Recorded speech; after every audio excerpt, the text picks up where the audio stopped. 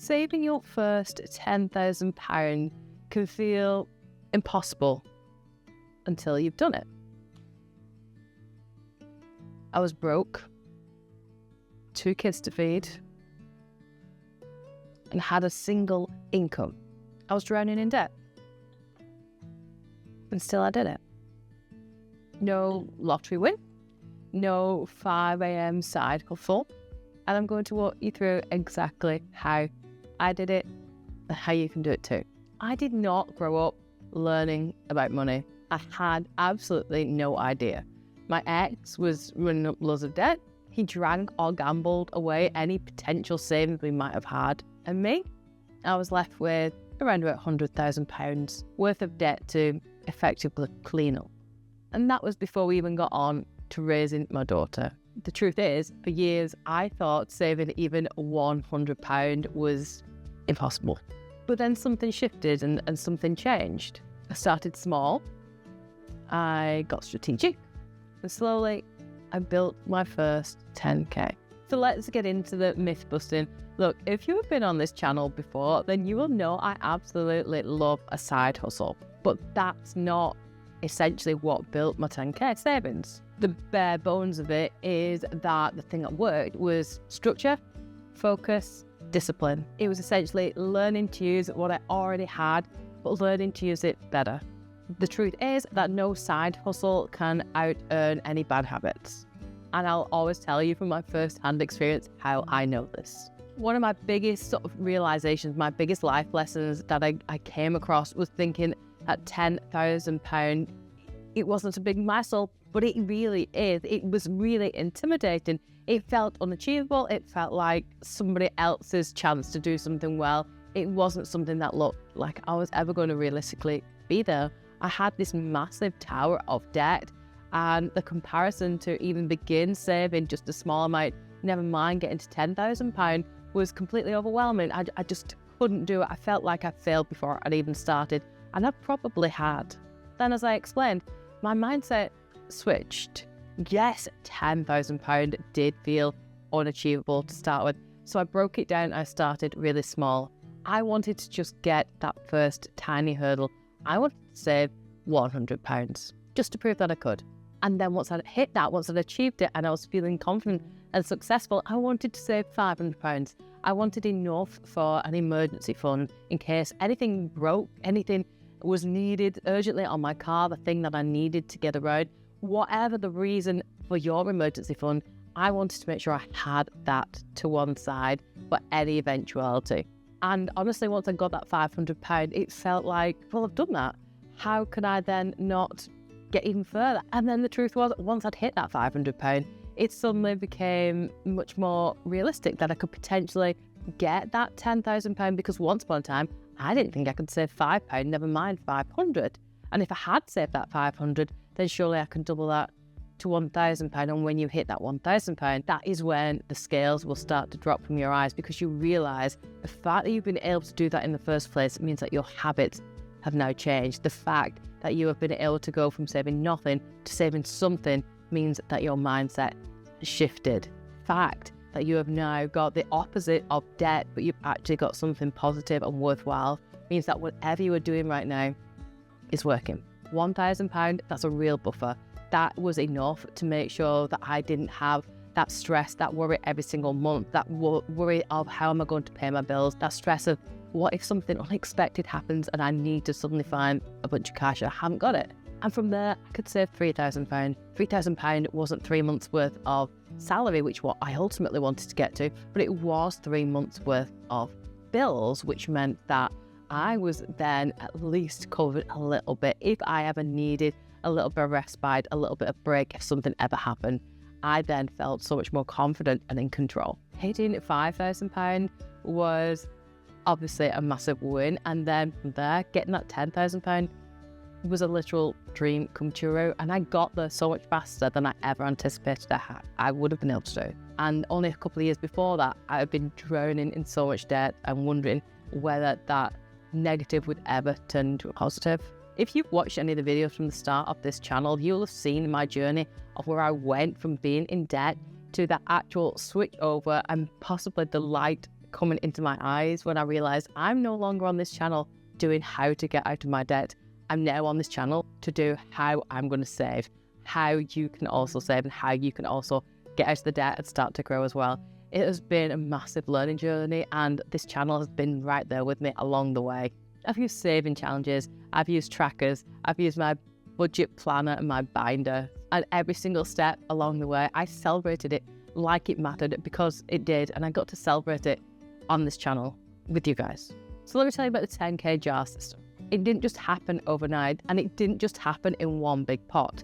I set up my saving challenges and my cash envelopes and my sinking fund so that my money was being saved in different areas. I had money for my car, I had money for insurances, I had money for my holidays, I had money for birthdays, all the different things that I wanted to save for individually. It wasn't just one big bank of, let's save £10,000, because again, I was mindful of that overwhelmingness.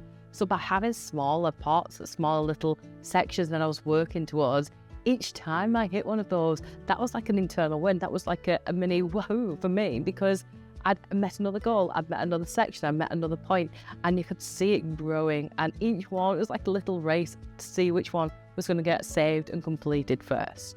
Emergency fund, car fund, Christmas fund, school holidays, home repairs, all those things that I knew I needed to save for and needed money for were only smaller amount, relatively speaking, but together, combined, they made that big 10k.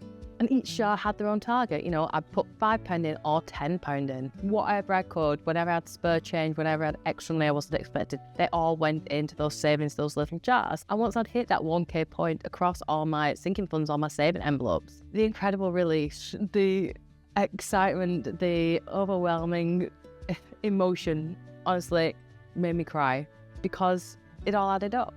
I was no longer relying on leftovers, and I was planning with intention. So here's the turning point.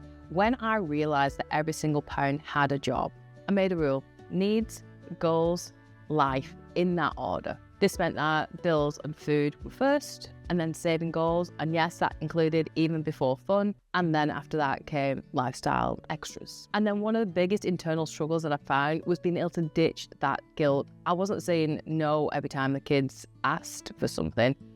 I switched on its head and realized I was saying yes to our future. I was saying no to those short-term things that brought instant gratification, but then were whizzed to one side and forgotten about 10 minutes later.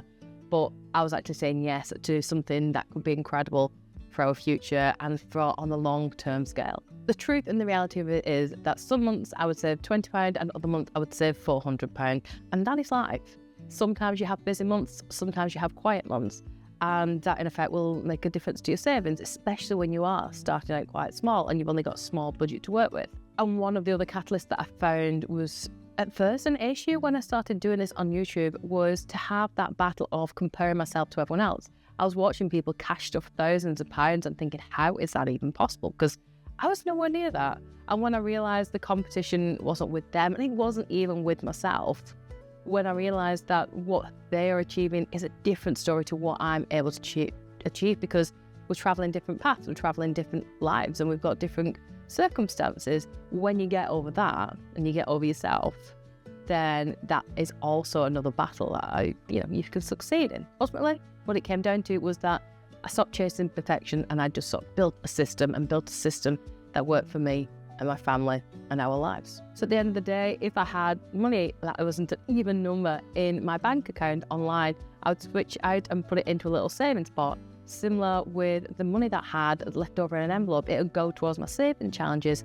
Any change that would go towards my penny saving challenge. Any notes would go towards those bigger saving challenges. I'd make sure I had a weekly money date with myself, sit down and look through my spends every single week and see how much I've saved. And the excitement and the competition became so much that I loved doing it. It became fun to see what I could save within a week. I have no spend weekends, no spend weeks, no spend months. Things that I thought I wanted and put in a virtual basket online, then forgetting I even had them in there, because really it was just that instant gratification, that instant dopamine hit that I really wanted, and not the physical product itself. It was consistency over chaos, and that is what built the momentum. There were some months where I really went hard. I'd sell stuff that I didn't use, or I would push out extra things in my Etsy store, launch new products, because I knew that usually that's a big trigger to getting extra sales in. I'd cancel subscriptions that I had, and that I thought, well, go without those for a short while, even if I really enjoyed them, but I didn't really need them. And I'd stick to really strict meal plans, reducing those grocery spends every single month and trying to do it on a literal shoestring budget like I had always done in the past. Even when I started to have money, those habits didn't change. I still wanted to make sure that I was getting great food, but without having to spend the cash. I even at times spoke to my family about, pausing gift giving. It wasn't within my budget at the time, and I explained that. And it didn't have to be forever, because gift giving is definitely my love language, and it makes me feel a bit queasy sometimes when I think I love giving presents, and I had to stop that for a while. But it was a means to an end. It wasn't a permanent thing,